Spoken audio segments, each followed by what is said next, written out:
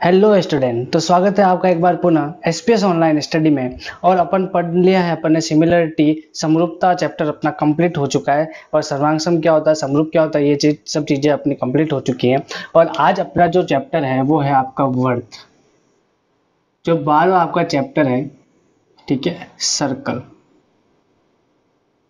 ठीक है, तो सबसे पहले आपको पता होना चाहिए कि वृत्त होता क्या है। ठीक है, तो वृत्त एक ज्यामितीय आकृति है आपकी। ठीक है, और किसी एक स्थिर बिंदु से समान दूरी पर स्थित बिंदुओं से इस जो बिंदुपथ बनता है, जो अपन ने पहले चैप्टर बिंदुपथ में पढ़ रखा है कि एक बिंदु से समान दूरियों पर जो एक तरह का ये बिंदु बनता है और इन बिंदुपथ का जो पथ बन रहा है, ठीक है, इस तरह से जो प्रत्येक बिंदु से जो दूरी होगी वो क्या हो रही है, आपके समान हो रही है,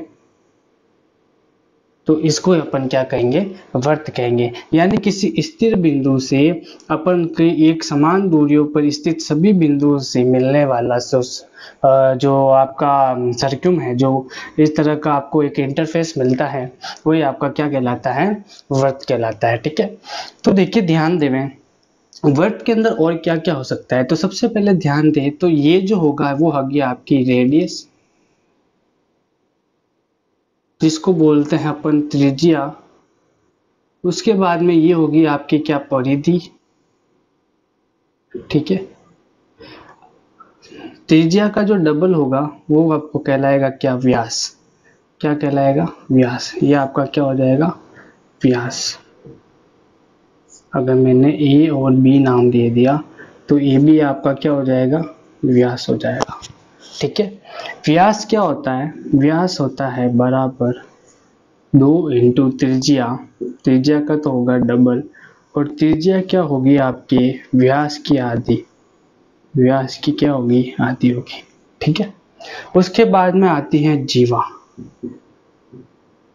जीवा क्या होगी, किसी भी त्रिभुज, त्रिभुज क्या, किसी भी वर्ग के अंदर उसके परिधि पर दो बिंदुओं को मिलाने वाली रेखा। जैसे ये दो बिंदु है तो एक रेखिक रेखा हो जाएगी, पी क्यू मान लिया, तो ये आपके क्या कहलाएगी, जीवा कहलाएगी। ठीक है, आपसे एक सवाल पूछा जा सकता है कि वर्ग की सबसे बड़ी जीवा, तो वर्ग की सबसे बड़ी जीवा, वर्ग की सबसे बड़ी जीवा वो क्या होता है, वर्ग का व्यास होता है।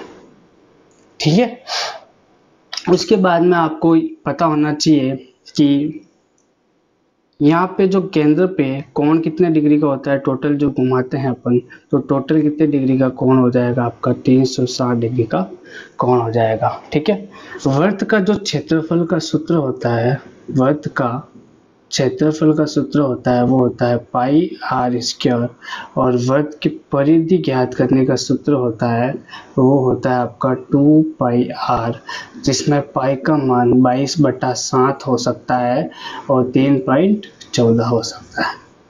ठीक है, उसके बाद में आता है चाप। ठीक है, तो देखिए चाप क्या होता है। ठीक है, चाप आपको पता है, जैसे यहाँ पे मैंने प्रकार रखा, प्रकार का निप रखा, और इस निप से मैंने इस तरह से एक चाप काटा, तो एक क्या बना, वृत्त बना, और जो समान दूरी होगी उसको अपन क्या बोलेंगे, आर त्रिज्या बोलेंगे। ठीक है, तो अब देखिए जैसे अगर मैंने इसको बीच में से ये काट दिया इस तरह से, तो मैंने एक चाप ये बनाया और एक चाप मैंने ये बनाया।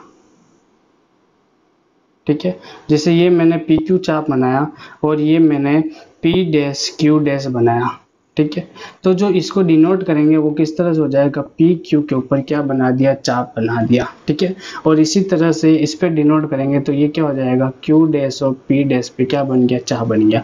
इस तरह से आपको चलना है, पी क्यू से क्यू से पी। ठीक है, अब देखिए ध्यान दीजिए, तो ये हो जाएगा आपके दो तरह के चाप के नाम हो जाएंगे, ये हो जाएगा आपका लघु चाप और ये हो जाएगा आपका दीर्घ चाप। तो छोटा चाप जो होगा, ये छोटा चाप लघु चाप कहलाएगा, बड़ा चाप दीर्घ चाप कहलाएगा। ठीक है, यदि क्या हो जाएगा, दोनों चाप बराबर हो जाए, यदि दो चाप बराबर होंगे, दो चाप क्या होंगे, बराबर होंगे, तो क्या बनेगा, अर्धवृत्त बनेगा। क्या बनेगा, अर्धवृत्त बनेगा। ठीक है, यानी कि अगर एक चाप ये हो और दूसरा चाप ये हो तो एक क्या हो जाएगा, एक खरबूजे को काट दिया है बीच से, तो क्या बन जाएंगे, दो अर्धवर्त बन जाएंगे। क्या बन जाएंगे, दो अर्धवर्त बन जाएंगे। ठीक है, तो चाप बराबर होंगे तो हमेशा क्या बनेगा, अर्धवर्त बनेगा। तो अगली चीज अपन पढ़ सकते हैं वर्तखंड। ठीक है, तो दो तरह के वर्तखंड होते हैं, एक तो दीर्घ वर्तखंड और एक होता है लघु वर्तखंड। तो एक वृत्त के अंदर अगर मैंने इस तरह से इसको काटा तो ये जो छोटा भाग हो जाएगा वो तो हो जाएगा आपका लघु वर्तखंड, और जो ये बड़ा भाग हो जाएगा वो हो जाएगा आपका दीर्घ वर्तखंड। पहली प्रमेय है आपकी 12.1 और 12.2। तो इस प्रमेय के अनुसार ये कह रहा है कि एक वृत्त की बराबर जीवा केंद्र पर बराबर कोण अंतरित करती हैं। तो ध्यान दें, एक अपना क्या है, ये वृत्त है और इस वृत्त के अंदर ये केंद्र बिंदु है। ठीक है, अगर मैंने दो जीवा ले ली, पहली जीवा मैंने ले ली क्या, ये बी, और दूसरी जीवा मैंने यहाँ पे जैसे मैंने ले ली, वो ले ली मैंने पी क्यू। ठीक है, यदि दोनों जीवाएं ए बी जीवा और पी क्यू जीवा बराबर होगी तो इनके द्वारा, इसके सिरे जो हैं यहाँ से यहाँ तक, इसके द्वारा जो केंद्र पर अंतरित जो कोण होगा, जैसे मान लिया ये कोण 1 है और यहाँ पे इससे जो करने वाला कोण 2 है, ये दोनों कोण भी क्या होंगे, हमेशा बराबर रहेंगे। ठीक है, यानी कि यहाँ पे ऐसा भी लिख सकते हो कि यदि दो चाप बराबर होंगे तो केंद्र पर, इन चापों द्वारा केंद्र पर बनने वाला कोण वो भी क्या होगा, हमेशा बराबर होगा। यानी कोण 1 व कोण 2 हमेशा क्या रहेंगे, बराबर रहेंगे। उसी तरह अगर इसका उल्टा करें कि यदि ये कोण बराबर हैं, यदि सपोज मान लो किसी भी चाप से बनने वाले, दो चापों से बनने वाले कोण 1 व कोण 2 बराबर दे रखे हैं, तो ये चाप भी हमेशा क्या रहेंगे, बराबर रहेंगे। ठीक है, यदि कोण बराबर है केंद्र पर तो चाप बराबर रहेंगे, अगर चाप बराबर है तो केंद्र पर कोण भी बराबर रहेंगे। ये प्रमेय 12.1 और 12.2 में कहा गया है। तो देखिए अगली प्रमेय है आपकी 12.3 12.4 की एक वृत्त के केंद्र। सबसे पहले वृत्त की नाम है तो वृत्त बना लीजिए। तो ये बोल रहा है कि वृत्त के केंद्र से किसी जीवा पर डाला गया लंब, मानो कि मैंने एक जीवा बना दी ए बी, और ये बोल रहा है कि इस जीवा पर, केंद्र से जीवा पर डाला गया लंब का मतलब क्या होगा, ये कितने डिग्री का कोण बनाएगा, 90 डिग्री का कोण बनाएगा। मैं इसको ओ नाम दे दूं, इसको मैं डी नाम दे दूं, तो देखो क्या हो रहा है कि ओ डी लंब है जीवा किस पर, ए बी पर। यदि ये ओ डी जीवा ए बी पे लंब होगा तो ये क्या करेगा, इसको दो भागों में विभाजित करेगा, यानी कि ए डी बराबर कितना हो जाएगा, डी बी हो जाएगा। ठीक है, यानी कि किसी भी केंद्र द्वारा जीवा पे डाला गया लंब जीवा को दो समान भागों में विभाजित करता है। और 12.4 क्या कहती हैं कि यदि कोई भी जीवा का मध्य बिंदु केंद्र से मिलता है तो वह क्या करेगी, वह रेखा उसका ए बी का क्या होगा, लंब समद्विभाजक होगा। ये बोल रहा है 12.4, यानी कि ये लंब हैं तो ये समान भाग में विभाजित करेगी, और अगर ये पहले से समान भाग में विभाजित कर रही है तो ये इसके ऊपर क्या होगी, लंब होगी। तो ये 12.3 और 12.4 प्रमेय है। ठीक है, आपकी 12.6 व 12.7 की वृत्त की समान जीवाएं केंद्र से समदूरस्थ होती हैं, और इसका विलोम जो 12.7 है वो है कि यदि केंद्र से समदूरस्थ होगी जीवाएं तो वो क्या होगी, हमेशा समान होगी। तो देखिए ध्यान दीजिए कि एक ये क्या है, आपका वृत्त है, और इस वृत्त के अंदर ये दो जीवाएं हैं। मान लिया कि एक जीवा क्या है, ये है ए बी, और दूसरी जीवा मैंने मान ली क्या है, पी क्यू। क्या है, पी क्यू।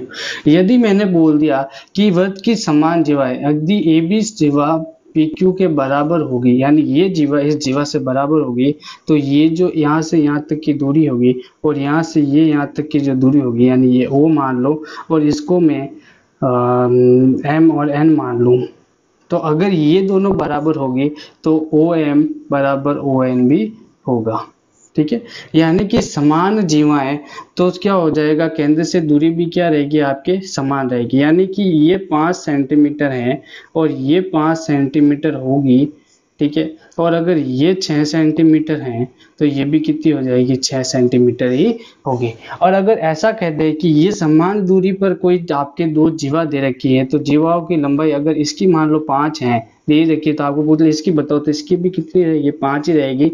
क्यों रहेगी, क्योंकि दोनों जीवाएं केंद्र से क्या है, समान दूरी पर है, और केंद्र से समान दूरी पर जो जीवाएं होगी वो क्या रहेगी, दोनों परस्पर समान रहेगी। यही प्रमेय क्या है 12.6 और 12.7 पर। अपनी अगली प्रमेय है 12.8 की एक चाप द्वारा वृत्त के केंद्र पर अंतरित कोण। यानी कि मैंने एक वृत्त लिया और इस वृत्त के अंदर माना मैंने ये चाप खींचा ए और बी, ठीक है।